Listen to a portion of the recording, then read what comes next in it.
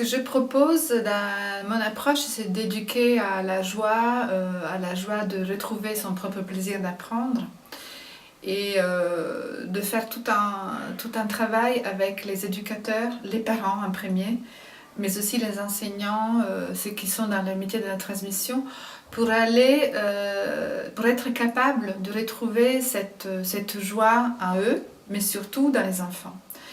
Et ce n'est pas du tout évident, il faut du temps parce qu'on a l'habitude de juger, on a l'habitude d'être formaté, on a été formaté par le système, l'école en tête, et on juge, on a des projections sur les enfants qui nous empêchent d'être en contact avec la joie de vivre qu'ils ont.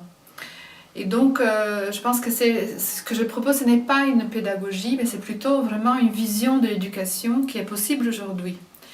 Et je me reconnecte avec toutes les pédagogies, avec les visions éducatives des prédécesseurs, de ceux qui sont arrivés avant moi, Montessori, Steiner, Freinet, qui avaient compris que l'enfant est au centre de l'action éducative et tout le développement de l'enfant concerne un développement global, intégral. Ce n'est pas uniquement l'intellect, ce n'est pas uniquement l'esprit, mais c'est tout un ensemble qui concerne aussi le corps, les émotions.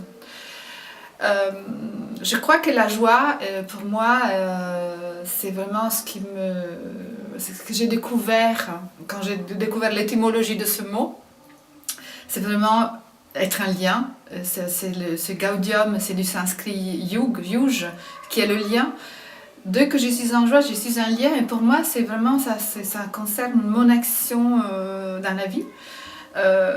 Si je dois trouver un symbole pour cette joie, c'est la croix, mais dans le sens dénoué de toute religion. La croix dans le sens du croisement entre dimensions verticales, qui est celle que me relie à quelque chose de supérieur, toujours les pieds bien enracinés, mais qui me relie aussi aux autres.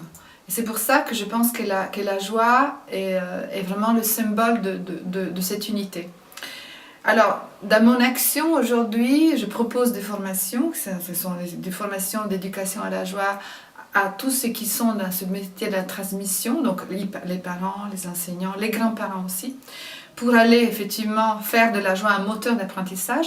Mais j'ai aussi pour une action, et là c'est plutôt la dimension horizontale de la reliance, je propose aussi une action collective à travers un projet qui s'appelle le Printemps de l'éducation et qui travaille avec le même esprit que les colibris. Nous sommes les colibris de l'éducation, c'est-à-dire aller créer du lien, mettre en valeur et créer du lien entre les porteurs du changement dans le domaine de l'éducation.